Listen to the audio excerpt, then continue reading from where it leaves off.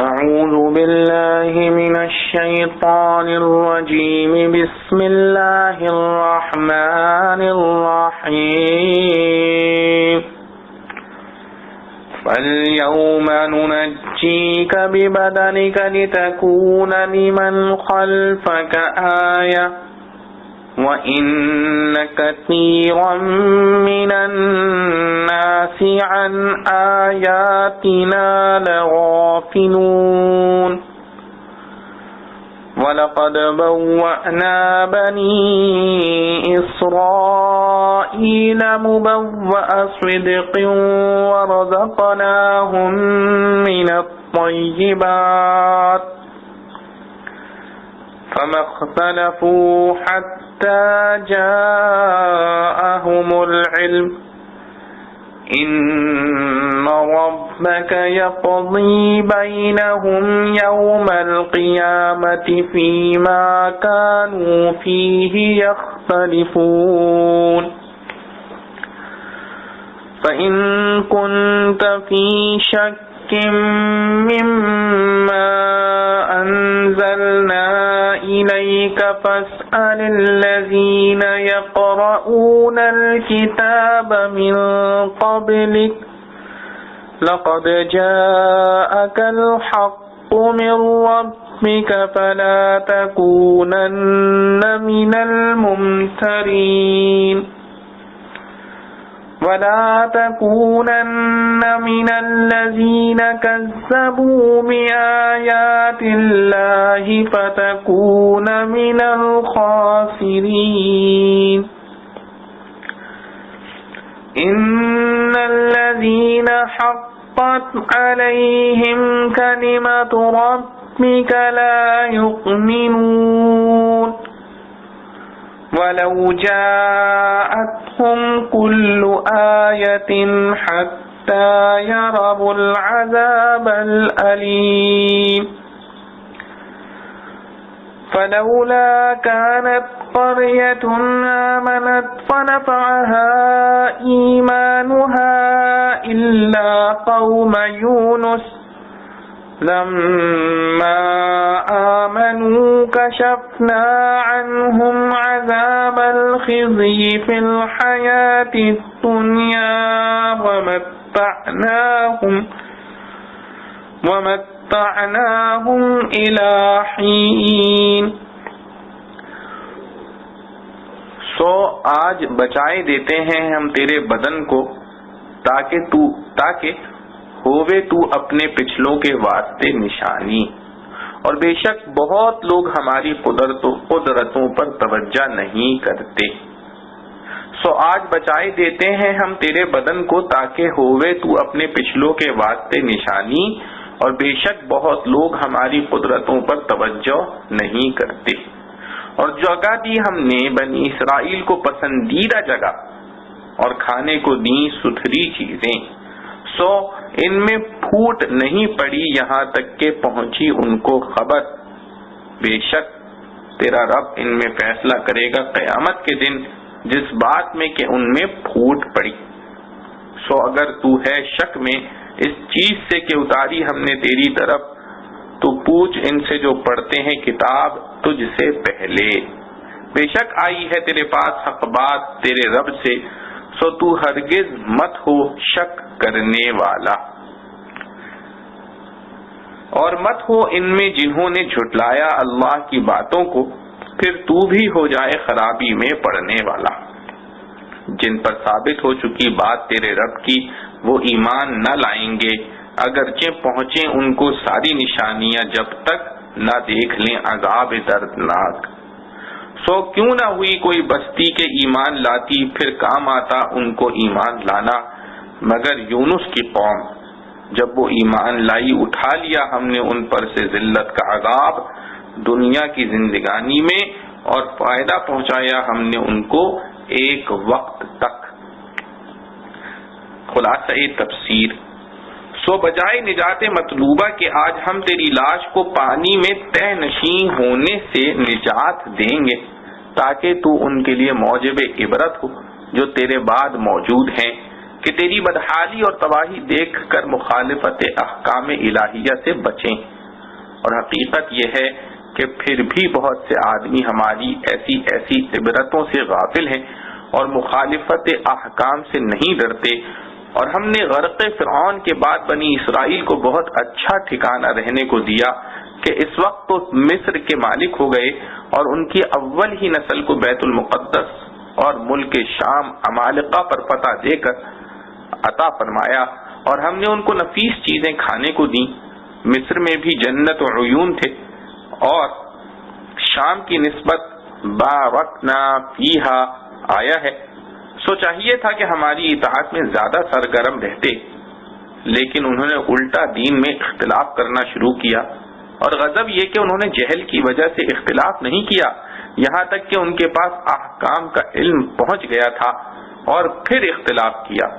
آگے اس اختلاف پر وعید ہے کہ یقینی بات ہے کہ آپ کا رب ان اختلاف کرنے والوں کے درمیان قیامت کے دن ان امور میں فیصلہ عملی کرے گا جن میں وہ اختلاف کیا کرتے تھے۔ پھر اثبات حقیقت دین محمدی صلی اللہ علیہ وسلم کے واسطے ہم ایک ایسا کافی طریقہ بتلاتے ہیں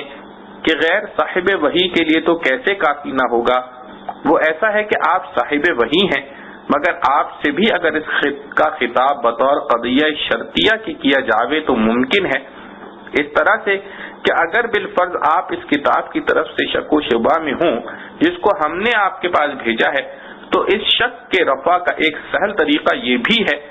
کہ آپ ان لوگوں سے پوچھ دیکھیے جو آپ سے پہلے کی کتابوں کو پڑھتے ہیں، مراد توریت و انجیل ہے۔ وہ من حیث القراءت اس کی پیشن گوئیوں کی بنا پر اس قرآن کے صدق کو بتلا دیں گے۔ بے شک آپ کے پاس آپ کے رب کی طرف سے سچی کتاب آئی ہے، آپ ہرگز شک کرنے والوں میں سے نہ ہوں، اور نہ شک کرنے والوں سے بڑھ کر ان لوگوں میں ہوں جنہوں نے اللہ جل شانہ کی آیتوں کو جھٹلایا، کہیں آپ نعوذ باللہ تباہ نہ ہو جاویں۔ یقیناً جن لوگوں کے حق میں آپ کے رب کی یہ ازلی بات کہ یہ ایمان نہ لاویں گے ثابت ہو چکی ہے، وہ کبھی ایمان نہ لاویں گے، گو ان کے پاس تمام دلائل ثبوت حق کے پہنچ جاویں، جب تک کہ عذاب دردناک کو نہ دیکھ لیں گے، مگر اس وقت ایمان نافع نہیں ہوتا۔ چنانچہ جن بستیوں پر عذاب آ چکا ہے ان میں سے کوئی بستی ایمان نہ لائی کہ ایمان لانا اس کو نافع ہوتا، کیونکہ ان کے ایمان کے ساتھ مشیت متعلق نہ ہوئی تھی۔ ہاں مگر یونس علیہ السلام کی قوم کہ ان کے ایمان کے ساتھ مشیت متعلق ہوئی تھی، اس لیے وہ عذاب موعود کے آثار ابتدائیہ کو دیکھ کر ایمان لے آئے، اور جب وہ ایمان لے آئے تو ہم نے رسوائی کے عذاب کو دنیاوی زندگی میں ان پر سے ٹال دیا، اور ان کو ایک وقت خاص یعنی وقت موت تک خیر خوبی کے ساتھ عیش دیا۔ پس اور قریوں کا ایمان نہ لانا اور قوم یونس علیہ السلام کا ایمان لانا دونوں مشیت سے ہوئے۔ معارف و مسائل۔ پہلی آیت میں فرعون کو خطاب کر کے ارشاد فرمایا کہ غرقابی کے بعد ہم تیرے بدن کو پانی سے نکال دیں گے تاکہ تیرا یہ بدن پچھلے لوگوں کے لیے قدرت خداوندی کی نشانی اور عبرت بن جائے۔ اس کا واقعہ یہ ہے کہ دریا سے عبور کرنے کے بعد جب حضرت موسیٰ علیہ السلام نے بنی اسرائیل کو فرعون کے ہلاک ہونے کی خبر دی تو وہ لوگ فرعون سے کچھ اس قدر مرعوب و مغلوب تھے کہ اس کا انکار کرنے لگے اور کہنے لگے کہ فرعون ہلاک نہیں ہوا۔ اللہ تعالی نے ان کی رہنمائی اور دوسروں کی عبرت کے لیے دریا کی ایک موج کے ذریعے فرعون کی مردہ لاش کو ساحل پر ڈال دیا، جس کو سب نے دیکھا اور اس کے ہلاک ہونے کا یقین آیا، اور اس کی یہ لاش سب کے لیے نمونہ عبرت بن گئی۔ پھر معلوم نہیں کہ اس لاش کا کیا انجام ہوا۔ جس جگہ فرعون کی لاش پائی گئی تھی آج تک وہ جگہ جبل فرعون کے نام سے معروف ہے۔ کچھ عرصہ ہوا اخباروں میں یہ خبر چھپی تھی کہ فرعون کی لاش صحیح سالم برآمد ہوئی اور عام لوگوں نے اس کا مشاہدہ کیا، اور وہ آج تک قاہرہ کے عجائب گھر میں محفوظ ہے،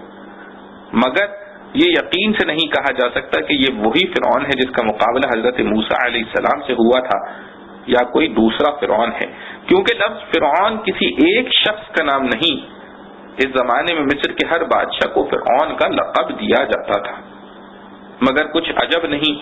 کہ قدرت نے جس طرح غرق شدہ لاش کو عبرت کے لیے کنارے پر ڈال دیا تھا، اسی طرح آئندہ نسلوں کی عبرت کے لیے اس کو گلنے سڑنے سے بھی محفوظ رکھا ہو اور اب تک موجود ہو۔ آخر آیت میں ارشاد فرمایا کہ بہت سے لوگ ہماری آیتوں اور نشانیوں سے غافل ہیں، ان میں غور و فکر نہیں کرتے اور عبرت حاصل نہیں کرتے، ورنہ عالم کے ہر ذرے ذرے میں ایسی نشانیاں موجود ہیں جن کو دیکھ کر اللہ تعالی کو اور اس کی قدرت کاملہ کو پہچانا جا سکتا ہے۔ دوسری آیت میں فرعون کے انجام بد کے بالمقابل اس قوم کا مستقبل دکھلایا ہے جس کو فرعون نے حقیر و ذلیل بنا رکھا تھا۔ فرمایا کہ ہم نے بنی اسرائیل کو اچھا ٹھکانہ عطا فرمایا کہ پورا ملک مصر بھی ان کو مل گیا اور اردن و فلسطین کی ارض مقدسہ بھی ان کو مل گئی، جس کو اللہ تعالی نے اپنے خلیل حضرت ابراہیم علیہ السلام اور ان کی ذریت کے لیے میراث بنا دیا تھا۔ اچھے ٹھکانے کو قرآن میں مبوّأ صدق کے لفظ سے تعبیر کیا ہے۔ صدق کے معنی اس جگہ صالح اور مناسب کے ہیں، مطلب یہ ہے کہ ایسا ٹھکانہ ان کو دیا جو ان کے لیے ہر اعتبار سے لائق اور مناسب تھا۔ پھر فرمایا کہ ہم نے ان کو حلال و پاک چیزوں سے رزق دیا کہ دنیا کی تمام لذائذ اور راحتیں ان کو عطا فرما دیں۔ اور آخر آیت میں پھر ان کی کجروی اور غلط کاری کا ذکر ہے کہ ان میں بھی بہت سے لوگوں نے اقتدار پانے کے بعد اللہ تعالی کی نعمتوں کی قدر نہ کی اور اس کی اطاعت سے پھر گئے۔ تو تورات میں جو نشانیاں رسول کریم صلی اللہ علیہ وسلم کی لوگ پڑھتے تھے، اس کا تقاضا یہ تھا کہ آپ کے تشریف لانے کے بعد سب سے پہلے یہی لوگ ایمان لاتے، مگر یہ عجیب اتفاق ہوا کہ حضرت صلی اللہ علیہ وسلم کی تشریف آوری سے پہلے تو یہ سب لوگ نبی آخر الزمان صلی اللہ علیہ وسلم پر اعتقاد رکھتے اور ان کی نشانیوں اور ان کے ظہور کا وقت قریب ہونے کی خبریں لوگوں کو بتایا کرتے تھے اور اپنی دعاؤں میں نبی آخر الزمان کا وسیلہ دے کر دعا کیا کرتے تھے۔ مگر جب نبی آخر الزمان صلی اللہ علیہ وسلم اپنی پوری شہادتوں کے ساتھ اور تورات کی بتلائی ہوئی نشانیوں کے ساتھ تشریف لائے تو یہ لوگ آپس میں اختلاف کرنے لگے۔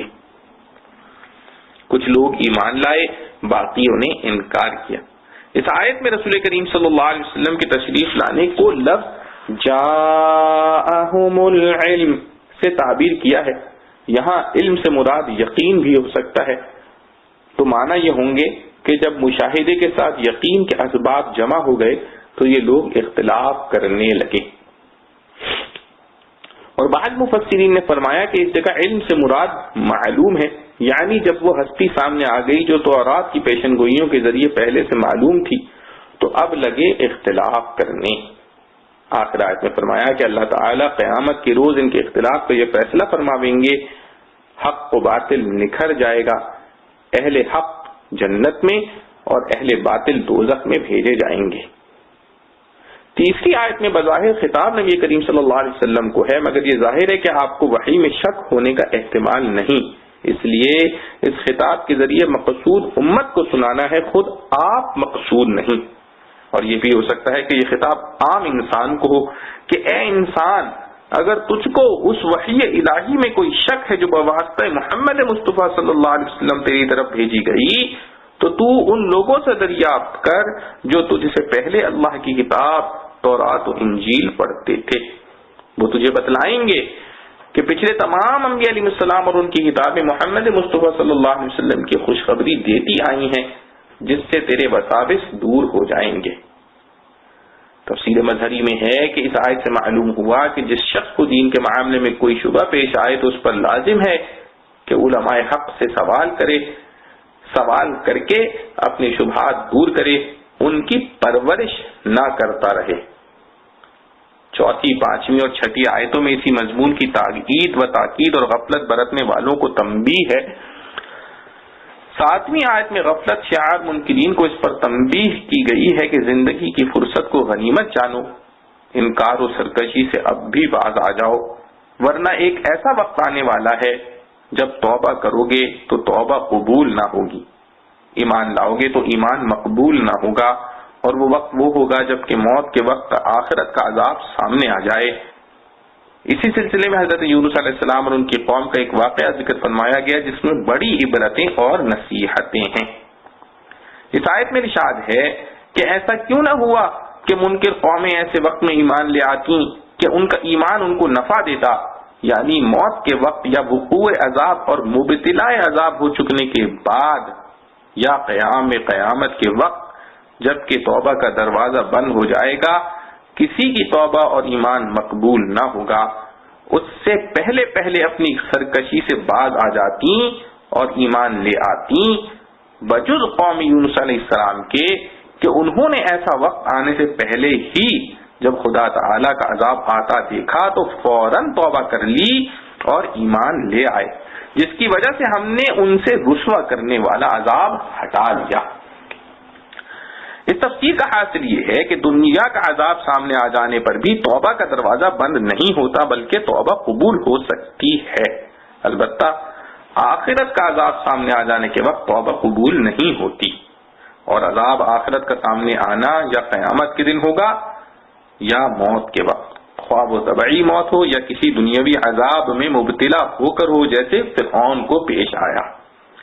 اس لیے قوم یونس علیہ السلام کی توبہ قبول ہو جانا عام ضابطہ الہیہ کے خلاف نہیں بلکہ اس کے ماتحت ہے، کیونکہ انہوں نے اگرچہ عذاب آتا ہوا دیکھ کر توبہ کی مگر عذاب میں مبتلا ہونے اور موت سے پہلے کر لی، بخلاف فرعون اور دوسرے لوگوں کے جنہوں نے عذاب میں مبتلا ہونے کے بعد اور غرغرہ موت کے وقت توبہ کی اور ایمان کا اقرار کیا، اس لیے ان کا ایمان معتبر نہ ہوا اور توبہ قبول نہ ہوئی۔ قوم یونس علیہ السلام کے واقعے کی ایک نظیر خود قرآن کریم میں بنی اسرائیل کا وہ واقعہ ہے جس میں کوہ طور کو ان کے سروں پر معلق کر کے ان کو ڈرایا گیا اور توبہ کرنے کا حکم دیا گیا۔ انہوں نے توبہ کر لی تو وہ توبہ قبول ہوئی، جس کا ذکر سورہ بقرہ میں آیا ہے، وَرَفَعْنَا فَوْقَكُمُ الطُّورَ خُذُوا مَا آتَيْنَاكُمْ بِقُوَّةٍ، ہم نے ان کے سروں پر کوہ طور کو معلق کر کے حکم دیا کہ جو احکام تمہیں دیے گئے ہیں ان کو مضبوطی سے پکڑو۔ وجہ یہ تھی کہ انہوں نے عذاب کے واقع ہونے اور موت میں مبتلا ہونے سے پہلے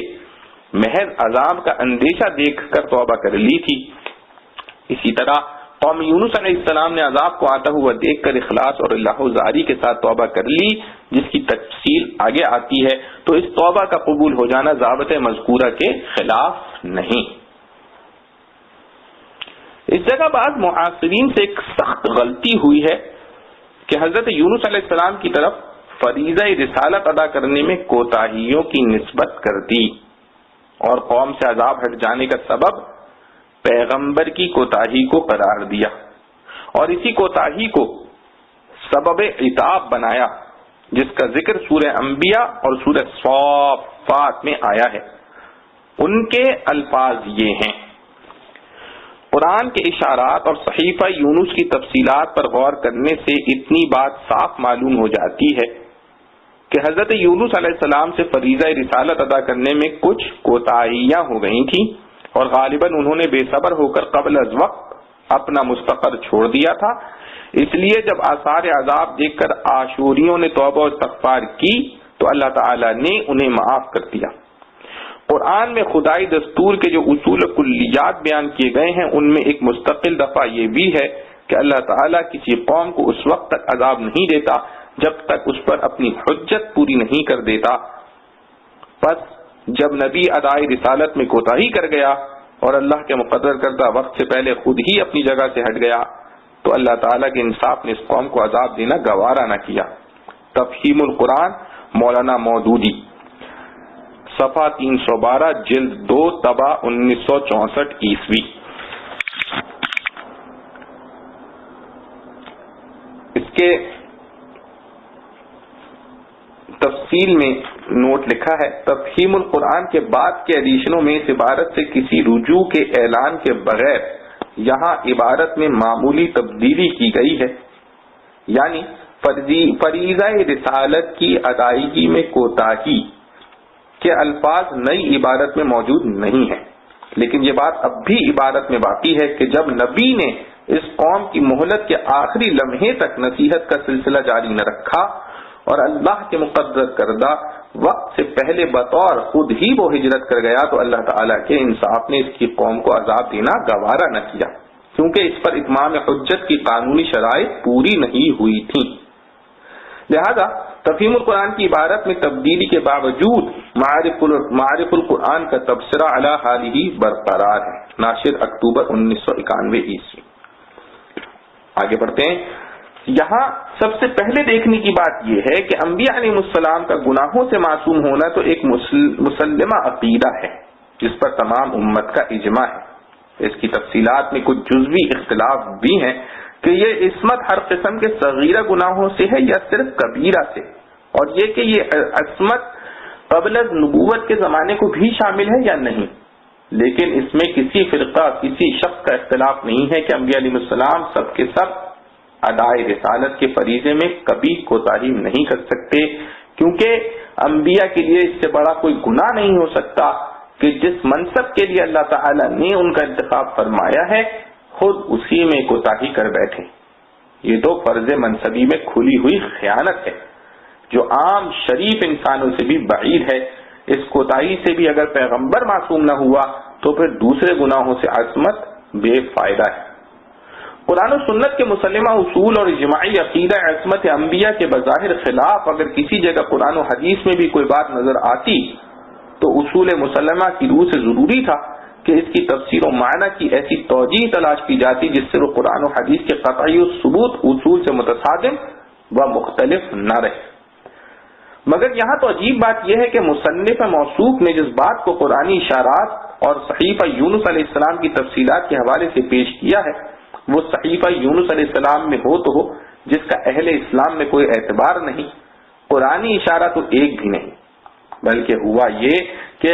کئی مقدمے جوڑ کر یہ نتیجہ زبردستی نکالا گیا ہے. پہلے تو یہ فرض کر لیا گیا کہ قوم یونس علیہ السلام سے عذاب کا ٹل جانا خدائی دستور کے خلاف واقع ہوا جو خود اسی آیت کے سیاق و سباق کے بھی بالکل خلاف ہے، اور اہل تحقیق ائمہ تفسیر کی تصریحات کے بھی خلاف ہے. اس کے ساتھ یہ فرض کر لیا گیا کہ خدائی قانون کو اس موقع پر اس لیے توڑا گیا تھا کہ خود پیغمبر سے فریضہ رسالت کی ادائیگی میں کوتاہیاں ہو گئی تھیں. اس کے ساتھ یہ بھی فرض کر لیا کہ پیغمبر کے لیے اللہ تعالی کی طرف سے کوئی خاص وقت نکلنے کا مقرر کر دیا گیا تھا.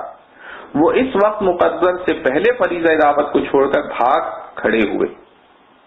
اگر ذرا بھی غور و انصاف سے کام لیا جائے تو ثابت ہو جائے گا کہ قرآن و حدیث کا کوئی اشارہ ان فرضی مقدمات کی طرف نہیں پایا جاتا. خود آیت قرآن کے سباق پر غور کیجئے تو الفاظ آیت کے یہ ہیں فَلَوْلَا كَانَتْ قَرْيَةٌ آمَنَتْ فَنَفَعَهَا إِيمَانُهَا إِلَّا قَوْمَ يُونُسَ، جس کا مفہوم صاف یہ ہے کہ دنیا کے عام بستی والوں کے متعلق بطور اظہار افسوس یہ ارشاد ہے کہ وہ ایسے کیوں نہ ہو گئے کہ ایمان اس وقت لے آتے جس وقت تک ایمان مقبول اور نافع ہوتا ہے، یعنی عذاب میں یا موت میں مبتلا ہونے سے پہلے پہلے ایمان لے آتے تو ان کا ایمان قبول ہو جاتا. مگر قوم یونس اس سے مستثنی ہے کہ وہ آثار عذاب دیکھ کر عذاب میں مبتلا ہونے سے پہلے ہی ایمان لے آئی تو ان کا ایمان اور توبہ قبول ہو گئی. آیت کا یہ واضح مفہوم خود بتلا رہا ہے کہ یہاں کوئی خدائی قانون نہیں توڑا گیا بلکہ عین خدائی دستور کے مطابق ان کا ایمان اور توبہ قبول کر لی گئی ہے. اکثر مفسرین بحر محیط، قرطبی، زمخشری، مظہری، روح المعانی وغیرہ نے آیت کا یہی مفہوم لکھا ہے جس میں قوم یونس علیہ السلام کی توبہ قبول ہونا عام قانون الہی کے تحت ہے. قرطبی کے الفاظ یہ ہیں جس کا ترجمہ ہے ابن جبیر رحمۃ اللہ علیہ کہتے ہیں کہ عذاب نے ان کو اس طرح ڈھانپ لیا تھا جیسے قبر پر چادر. پھر چونکہ ان کی توبہ صحیح ہو گئی کہ وہ وقوع عذاب سے پہلے تھی تو ان کا عذاب اٹھا دیا گیا. طبری رحمۃ اللہ علیہ فرماتے ہیں کہ قوم یونس علیہ السلام کو تمام اقوام عالم سے یہ خصوصیت دی گئی ہے کہ معائنہ عذاب کے بعد ان کی توبہ قبول کر لی گئی. زجاج نے فرمایا کہ ان لوگوں پر ابھی عذاب پڑا نہیں تھا بلکہ علامات عذاب دیکھی تھی، اور اگر عذاب پڑ جاتا تو ان کی توبہ بھی قبول نہ ہوتی. قرطبی فرماتے ہیں کہ زجاج کا قول اچھا اور بہتر ہے کیونکہ جس معائنہ عذاب کے بعد توبہ قبول نہیں ہوتی وہ ہے کہ عذاب میں مبتلا ہو جائے جیسا واقعہ فرعون میں پیش آیا. اور اسی لیے اس سورہ میں قوم یونس کا واقعہ فرعون کے واقعے کے بعد متصلاً ذکر فرمایا ہے تاکہ فرق واضح ہو جائے کہ فرعون کا ایمان ابتلاء عذاب کے بعد تھا، بخلاف قوم یونس علیہ السلام کے کہ وہ وقوع عذاب سے پہلے ہی ایمان لے آئی۔ اس بات کی تائید حضرت صلی اللہ علیہ وسلم کی اس ارشاد سے بھی ہوتی ہے کہ اللہ سبحانہ و تعالی بندے کی توبہ اس وقت تک قبول فرماتا ہے جب تک وہ غرغرہ کی حالت میں نہ پہنچ جائے، اور غرغرہ موت کے وقت طاری ہونے والے سکرات کو کہتے ہیں، اور غرغرہ موت کے وقت طاری ہونے والے سکرات کو کہتے ہیں۔ اور یہی بات حضرت عبداللہ بن مسعود رضی اللہ عنہ کی روایت سے معلوم ہوتی ہے، جس میں بتلایا ہے کہ قوم یونس نے وقوع عذاب سے پہلے توبہ کر لی تھی۔ قرطبی فرماتے ہیں کہ اس تقریر و تفسیر پر نہ کوئی اشکال ہے، نہ تعارض، نہ قوم یونس کی تخصیص۔ اور طبری وغیرہ مفسرین نے بھی جو اس واقعے کو قوم یونس علیہ السلام کی خصوصیت بتلایا ہے، ان میں سے بھی کسی نے یہ نہیں کہا کہ اس خصوصیت کا سبب یونس علیہ السلام کی کوتاہیاں تھیں، بلکہ اس قوم کا سچے دل سے توبہ کرنا اور علم الہی میں مخلص ہونا وغیرہ وجوہات لکھی ہیں۔ اور جب یہ معلوم ہو گیا کہ قوم یونس علیہ السلام کا عذاب ٹل جانا عام قانون قدرت کے خلاف ہی نہیں تھا بلکہ عین مطابق تھا، تو اس کلام کی بنیاد ہی ختم ہو گئی۔ اسی طرح کسی قرآنی اشارے سے یہ ثابت نہیں کہ عذاب کی وعید سنانے کے بعد یونس علیہ السلام بغیر اذن خداوندی اپنی قوم سے الگ ہو گئے، بلکہ سیاق آیات اور تفسیری روایات سے یہی معلوم ہوتا ہے کہ جیسا تمام سابق امتوں کے ساتھ معاملہ ہوتا آیا تھا کہ جب ان کی امت پر عذاب آنے کا فیصلہ کر لیا جاتا تو اللہ تعالی اپنے رسول اور ان کے ساتھیوں کو یہاں سے نکل جانے کا حکم دے دیتے تھے، جیسا لوط علیہ السلام کا واقعہ بتصریح قرآن مذکور ہے۔ اسی طرح یہاں بھی جب اللہ کا یہ حکم یونس علیہ السلام کے ذریعے ان لوگوں کو پہنچا دیا گیا کہ 3 دن کے بعد عذاب آئے گا، تو یونس علیہ السلام کا اس جگہ سے نکل جانا ظاہر یہی ہے کہ بأمر خداوندی ہوا ہے۔ البتہ یونس علیہ السلام سے جو پیغمبرانہ شان کے اعتبار سے ایک لغزش ہوئی اور اس پر سورہ انبیاء اور سورہ صافات کی آیتوں میں عتاب کے الفاظ آئے اور اسی کے نتیجے میں مچھلی کے پیٹ میں رہنے کا واقعہ پیش آیا، وہ یہ نہیں کہ انہوں نے فریضہ رسالت میں کوتاہی کر دی تھی، بلکہ واقعہ وہ ہے جو اوپر مستند تفسیروں کے حوالے سے لکھا گیا ہے کہ جب یونس علیہ السلام نے اپنی قوم کو اللہ رب العزت کے حکم کے مطابق 3 دن کے بعد عذاب کے آنے کی وعید سنا دی اور پھر بھی اذن الہی اپنی جگہ کو چھوڑ کر باہر چلے گئے اور بعد میں یہ ثابت ہوا کہ عذاب نہیں آیا، تو اب یونس علیہ السلام کو اس کی فکر لاحق ہوئی کہ میں اپنی قوم میں واپس جاؤں گا تو جھوٹا قرار دیا جاؤں گا، اور اس قوم کا یہ دستور تھا کہ جس کا جھوٹ ثابت ہو جائے اس کو قتل کر دیں۔ تو اب اپنی قوم کی طرف لوٹ کر جانے میں جان کا بھی اندیشہ ہوا۔ ایسے وقت بجز اس کے کوئی راستہ نہ تھا کہ اب اس وطن ہی سے ہجرت کر جائیں، لیکن سنت انبیاء علیہ السلام کی یہ ہے کہ جب تک اللہ تعالی کی طرف سے ہجرت کی اجازت نہ آ جائے محض اپنی رائے سے ہجرت نہیں کرتے۔ تو یونس علیہ السلام کی لغزش یہ تھی کہ اللہ تعالی کی اجازت آنے سے پہلے ہجرت کا قصد کر کے کشتی پر سوار ہو گئے، جو اگرچہ اپنی ذات میں کوئی گناہ نہیں تھا مگر سنت انبیاء سے مختلف تھا۔ اگر آیات قرآن کے الفاظ میں غور کریں تو یونس علیہ السلام کی لغزش فریضہ رسالت کی ادائیگی میں کوئی کوتاہی نہیں بلکہ قوم کے ظلم و ستم سے بچنے کے لیے ہجرت قبل الاذن کے سوا اور کچھ نہیں ثابت ہوگی۔ سورہ صافات کی آیت اس مضمون کے لیے تقریباً صریح ہے، جس میں فرمایا ہے اذ ابق الى الفلك المشحون۔ اس میں بقصد ہجرت کشتی پر سوار ہونے کو ابق کے لفظ سے بطور عتاب کی تعبیر کیا گیا ہے، جس کے معنی ہے کسی غلام کا اپنے آقا کی اجازت کے بغیر بھاگ جانا۔ اور سورہ انبیاء کی آیت میں ہے وَذَنُّونِ إِذْ ذَهَبَ مُغَاضِبًا فَظَنَّ أَن لَّن نَّقْدِرَ عَلَيْهِ، جس میں طبعی خوف کی بنا پر قوم سے جان بچا کر ہجرت کرنے کو بطور عتاب کے اس شدید عنوان سے بیان فرمایا ہے۔ اور یہ سب فرائض رسالت کی مکمل ادائیگی کے بعد اس وقت پیش آیا جبکہ اپنی قوم میں واپس جانے سے جان کا خطرہ لاحق ہو گیا۔ تفسیر روح المعانی میں یہی مضمون بالفاظ ذیل لکھا ہے یعنی یونس علیہ السلام اپنی قوم سے ناراض ہو کر اس لیے چل دیے کہ قوم کی شدید مخالفت اور اپنے کفر پر اصرار کے باوجود زمانہ دراز تک دعوت رسالت پہنچاتے رہنے کا مشاہدہ کر چکے تھے، اور ان کا یہ سفر ہجرت کے طور پر تھا، مگر ابھی تک ان کو ہجرت کی اجازت نہیں ملی تھی۔ اس میں واضح کر دیا ہے کہ دعوت و رسالت میں کوئی کوتاہی سبب عتاب نہیں تھی، بلکہ قبل از اجازت ہجرت کرنا سبب عتاب بنا ہے، جو فی نفسی ہی کوئی گناہ نہ تھا، مگر سنت انبیاء کے خلاف ہونے کی وجہ سے اس پر عتاب آیا ہے۔ معاصر موصوف کو بعض علماء نے اس غلطی پر متنبہ فرمایا تو سورہ صافات کی تفسیر میں انہوں نے اپنے موقف کی حمایت و تائید میں بہت سے مفسرین کے اقوال بھی نقل فرمائے ہیں، جن میں وہب بن منبہ وغیرہ کی بعض اسرائیلی روایتوں کے سوا کسی سے ان کا یہ موقف صحیح ثابت نہیں ہوتا کہ حضرت یونس علیہ السلام سے معاذ اللہ فریضہ رسالت کی ادائیگی میں کوتاہیاں ہو گئی تھیں۔ اور یہ بات اہل علم سے مخفی نہیں کہ عام طور پر حضرات مفسرین اپنی تفسیروں میں اس لیے اسرائیلی روایات بھی نقل کر دیتے ہیں جن کے بارے میں ان سب کا اس پر اتفاق ہے کہ یہ روایات مستند و معتبر نہیں، کسی حکم شرعی کا ان پر مدار نہیں رکھا جا سکتا۔ اسرائیلی روایات خواہ مفسرین اسلام کی کتابوں میں ہو یا صحیفہ یونس علیہ السلام میں، صرف انہی کے سہارے حضرت یونس علیہ السلام پر یہ بہتان عظیم لگایا جا سکتا ہے کہ ان سے فریضہ رسالت کی ادائیگی میں کوتاہیاں ہو گئی تھیں اور کسی مفسر اسلام نے اس کو قبول نہیں کیا۔ واللہ سبحانہ وتعالی علم وبہ التغیب ان یعصمنا من الخطایا والزلات۔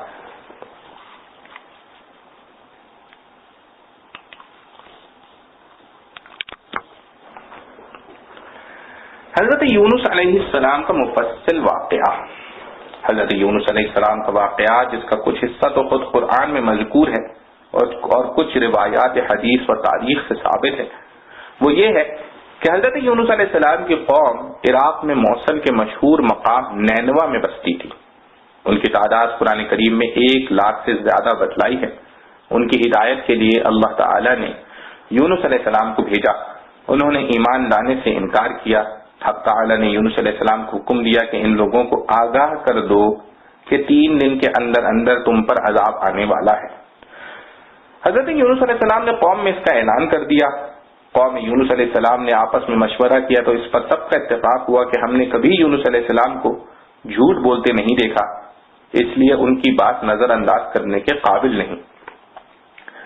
مشورے میں یہ طے ہوا کہ یہ دیکھا جائے کہ یونس علیہ السلام رات کو ہمارے اندر اپنی جگہ مقیم رہتے ہیں تو سمجھ لو کہ کچھ نہیں ہوگا، اور اگر وہ یہاں سے کہیں چلے گئے تو یقین کر لو کہ صبح کو ہم پر عذاب آئے گا۔ حضرت یونس علیہ السلام با ارشاد خداوندی رات کو اس بستی سے نکل گئے۔ صبح ہوئی تو عذاب الہی ایک سیاہ دھوئیں اور بادل کی شکل میں ان کے سروں پر منڈلانے لگا اور فضا آسمانی سے نیچے ان کے قریب ہونے لگی، تو ان کو یقین ہو گیا کہ اب ہم سب ہلاک ہونے والے ہیں۔ یہ دیکھ کر حضرت یونس علیہ السلام کو تلاش کیا، یہ دیکھ کر حضرت یونس علیہ السلام کو تلاش کیا اور ان کے ہاتھ پر مشرف ب ایمان ہو جائیں اور پچھلے انکار سے توبہ کر لیں، مگر یونس علیہ السلام کو نہ پایا تو خود ہی اخلاص نیت کے ساتھ توبہ و استغفار میں لگ گئے۔ بستی میں ایک میدان میں نکل آئے، عورتیں، بچے اور جانور سب اس میدان میں جمع کر دیے گئے۔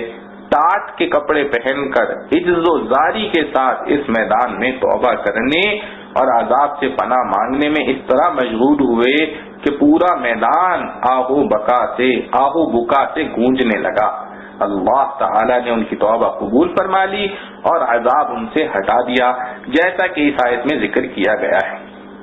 روایات میں ہے کہ یہ عاشورہ یعنی 10ویں محرم کا دن تھا۔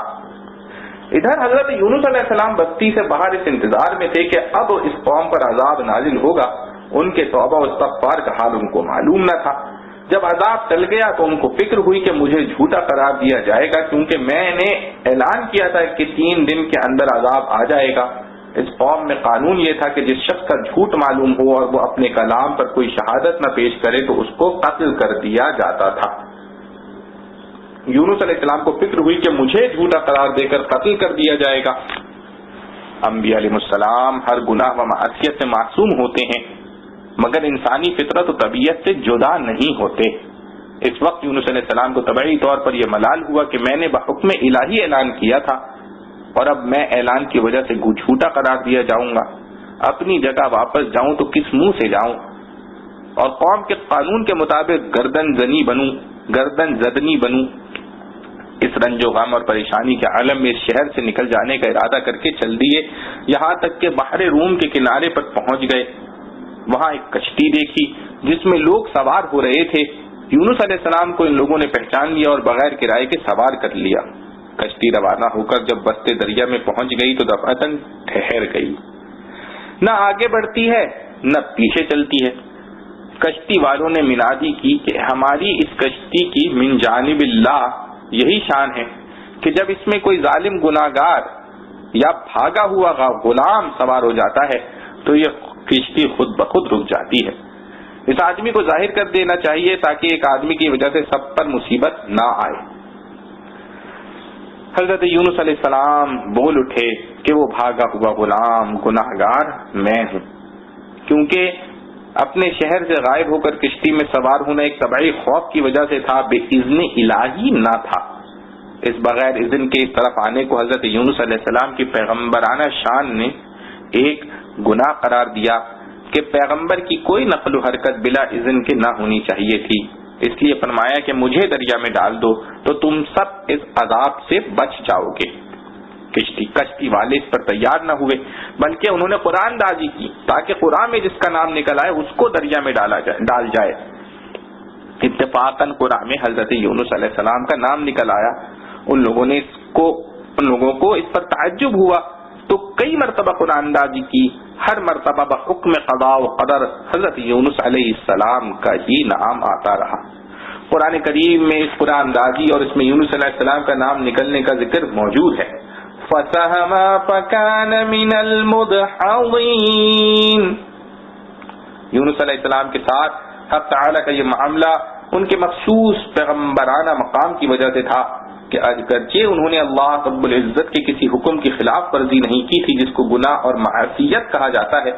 اور کسی پیغمبر سے اس کا امکان نہیں کیونکہ وہ معصوم ہوتے ہیں، لیکن پیغمبر کے مقام بلند کے مناسب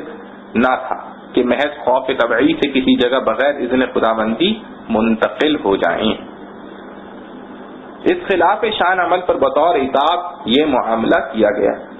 اس طرف قرآن میں نام نکل کر دریا میں ڈالے جانے کا سامان ہو رہا تھا، دوسری طرف ایک بہت بڑی مچھلی بحکم خداوندی کشتی کے قریب منہ پھیلائے ہوئے لگی ہوئی تھی کہ یہ دریا میں آئیں تو ان کو اپنے پیٹ میں جگہ دے، جس کو حق تعالی جل شانہ نے پہلے سے حکم دے رکھا کہ یونس علیہ السلام کا جسم جو تیرے پیٹ کے اندر رکھا جائے گا یہ تیری غذا نہیں بلکہ ہم نے تیرے پیٹ کو ان کا مسکن بنایا ہے۔ یونس علیہ السلام دریا میں گئے تو فوراً اس مچھلی نے منہ میں لے لیا۔ حضرت عبداللہ بن مسعود رضی اللہ عنہ نے فرمایا کہ یونس علیہ السلام اس مچھلی کے پیٹ میں 40 روز رہے۔ یہ ان کو زمین کی تہ تک لے جاتی اور دور دراز کی مسافتوں میں پھراتی رہی۔ بعض حضرات نے 7، بعض نے 5 دن اور بعض نے 1 دن کے چند گھنٹے مچھلی میں پیٹ میں رہنے کی مدت بتلائی ہے۔ حقیقت حال حق تعالیٰ کو معلوم ہے۔ اس حالت میں حضرت یونس علیہ السلام نے یہ دعا کی، لا الہ الا انت سبحانک انی کنت من الظالمین۔ اللہ تعالیٰ نے اس دعا کو قبول فرما لیا اور بالکل صحیح و سالم حضرت یونس علیہ السلام کو دریا کے کنارے پر ڈال دیا۔ مچھلی کے پیٹ کی گرمی سے ان کے بدن پر کوئی بال نہ رہا تھا۔ اللہ تعالیٰ نے ان کے قریب ایک کدو لوکی کا درخت اگا دیا جس کے پتوں کا سایہ بھی حضرت یونس علیہ السلام کے لیے ایک راحت بن گئی، اور ایک جنگلی بکری کو اللہ تعالیٰ نے اشارہ فرما دیا کہ وہ صبح و شام ان کے پاس آ کھڑی ہوتی اور وہ اس کا دودھ پی لیتے تھے۔ اس طرح حضرت یونس علیہ السلام کو اس لغزش پر تنبیہ بھی ہو گئی اور بعد میں ان کی قوم کو بھی پورا حال معلوم ہو گیا۔ اس قصے میں جتنے اجزاء قرآن میں مذکور یا مستند روایات حدیث سے ثابت ہیں وہ تو یقینی ہیں، باقی اجزاء تاریخی روایات کے ہیں جن پر کسی شرعی مسئلے کا مدار نہیں رکھا جا سکتا۔ وَلَوْ شَاءَ رَبُّكَ لَآمَنَ مَنْ فِي الْأَرْضِ كُلُّهُمْ جَمِيعًا أَفَأَنْتَ تُكْرِهُ النَّاسَ حَتَّى يَكُونُوا مُؤْمِنِينَ وَمَا كَانَ لِنَفْسٍ أَن تُؤْمِنَ إِلَّا بِإِذْنِ اللَّهِ وَيَجْعَلُ الرِّجْسَ عَلَى الَّذِينَ لَا يَعْقِلُونَ۔ اور اگر تیرا رب چاہتا بے شک ایمان لے آتے جتنے لوگ کے زمین میں ہیں سارے تمام، اور اگر تیرا رب چاہتا بے شک ایمان لے آتے جتنے لوگ کے زمین میں ہیں سارے تمام۔ اب کیا تو زبردستی کرے گا لوگوں پہ پر کہ ہو جائیں با ایمان؟ اور کسی سے نہیں ہو سکتا کہ ایمان لائے مگر اللہ کے حکم سے، اور وہ ڈالتا ہے گندگی ان پر جو نہیں سوچتے۔ خلاصہ تفسیر، اور ان اقوام و قرا کی کیا تخصیص ہے؟ اگر آپ کا رب چاہتا تو تمام روئے زمین کے لوگ سب کے سب ایمان لے آتے،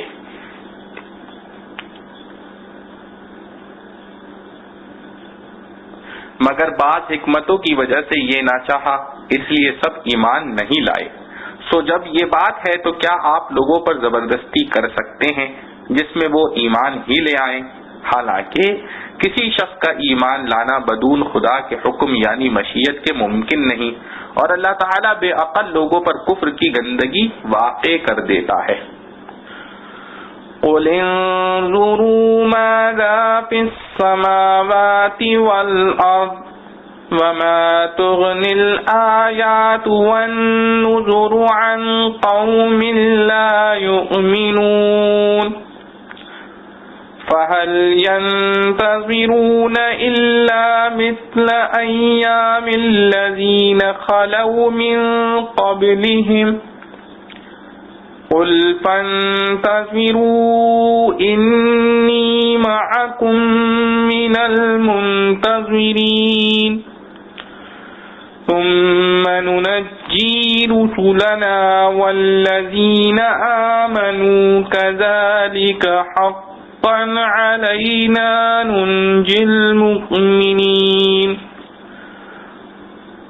تو کہہ دیکھو تو کیا کچھ ہے آسمانوں میں اور زمین میں، اور کچھ کام نہیں آتی نشانیاں اور ڈرانے والے ان لوگوں کو جو نہیں مانتے۔ سو اب کچھ نہیں جس کا انتظار کریں مگر انہی کے سے دن جو گزر چکے ہیں ان سے پہلے۔ تو کہہ اب راہ دیکھو، میں بھی تمہارے ساتھ راہ دیکھتا ہوں، پھر ہم بچا لیتے ہیں اپنے رسولوں کو اور ان کو جو ایمان لائے، اسی طرح ذمہ ہے ہمارا بچا لیں گے ایمان والوں کو۔ خلاصہ تفسیر، آپ کہہ دیجئے کہ تم غور کرو اور دیکھو کہ کیا کیا چیزیں ہیں آسمان میں اور زمین میں۔ آسمانوں میں ستارے وغیرہ اور زمین میں بے انتہا مخلوق نظر آتی ہے،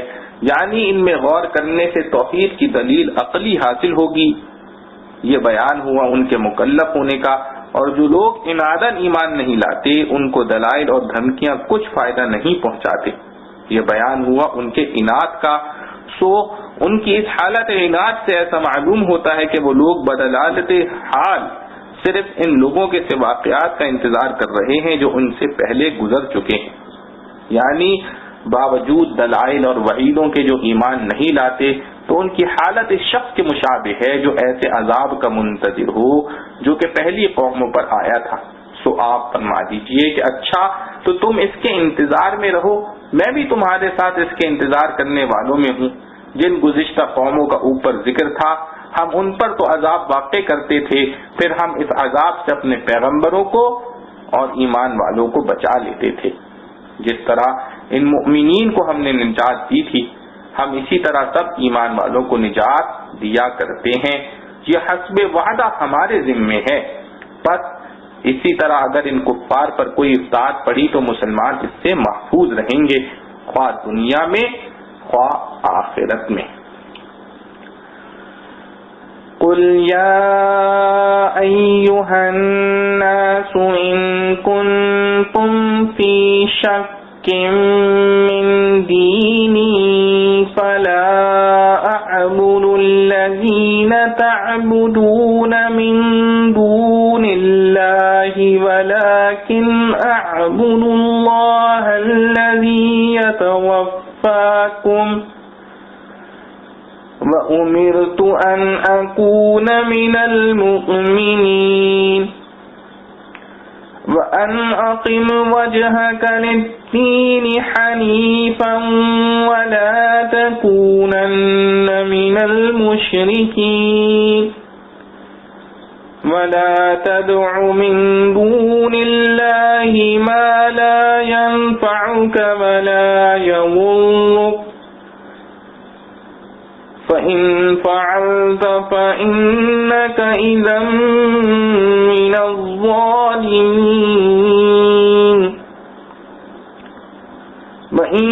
يمسسك الله بضر فلا كاشف له إلا هو وإن يردك بخير فلا راد لفضله يصيب به من يشاء من عباده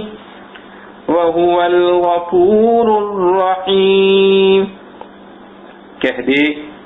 اے لوگو اگر تم شک میں ہو میرے دین سے تو میں عبادت نہیں کرتا جن کی تم عبادت کرتے ہو اللہ کے سوا، اور لیکن میں عبادت کرتا ہوں اللہ کی جو کھینچ لیتا ہے تم کو، اور مجھ کو حکم ہے کہ رہوں ایمان والوں میں،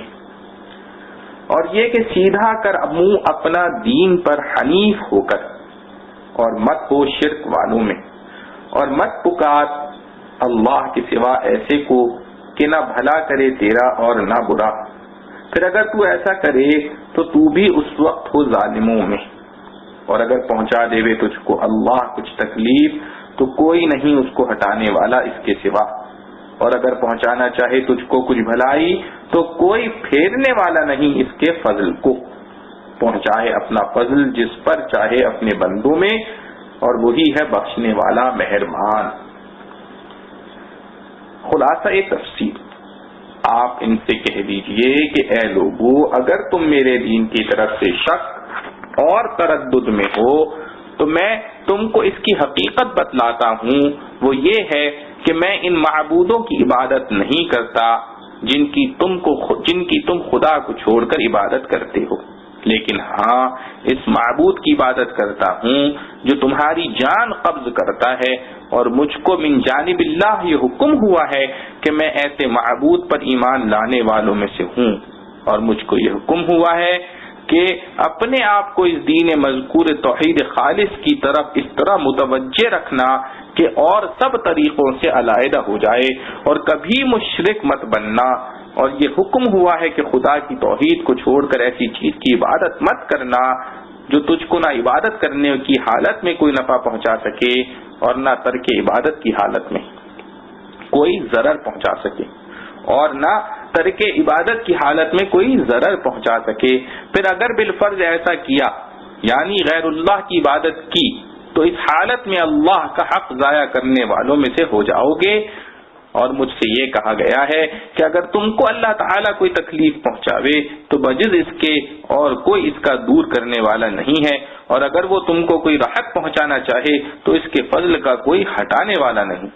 بلکہ وہ اپنا فضل اپنے بندوں میں سے جس پر چاہیں مبذول فرمائیں، اور وہ بڑی مغفرت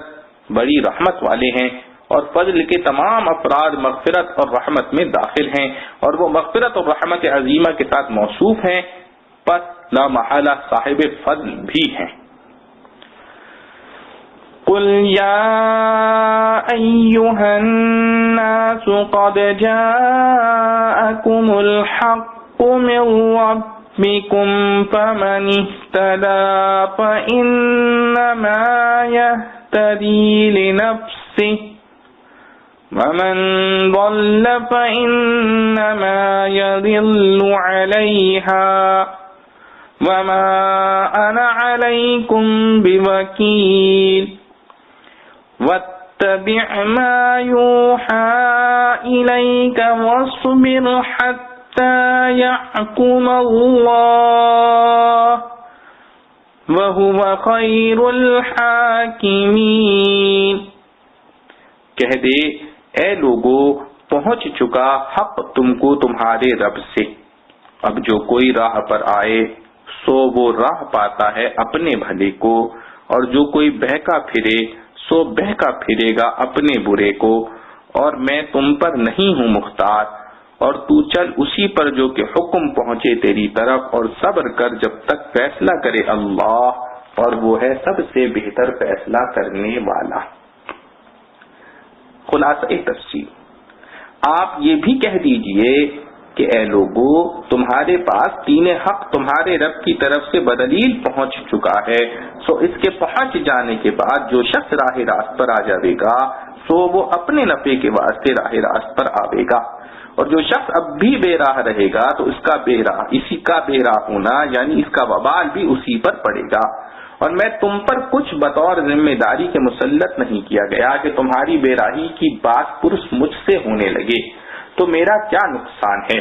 اور آپ اس کا اتباع کرتے رہیے جو کچھ آپ کے پاس وحی بھیجی جاتی ہے۔ اس میں سب اعمال کے ساتھ تبلیغ بھی آ گئی، اور ان کے کفر و ایذا پر صبر کیجیے یہاں تک کہ اللہ تعالیٰ ان کا فیصلہ کر دیں گے، خواہ دنیا میں ہلاکت کے ساتھ خواہ آخرت میں عذاب کے ساتھ۔ مطلب یہ ہے کہ آپ اپنے ذاتی اور منصبی کام میں لگے رہیے، ان کی فکر نہ کیجیے، اور وہ سب فیصلہ کرنے والوں میں اچھا فیصلہ کرنے والا ہے۔ اللہ رب العزت سے دعا ہے کہ جو کچھ پڑھا سنا گیا ہم اس پر عمل کرنے کی توفیق نصیب فرمائے۔ وآخر دعوانا الحمد للہ رب العالمین۔ سبحان ربک رب العزت عما یصفون وسلام علی المرسلین والحمد للہ رب العالمین۔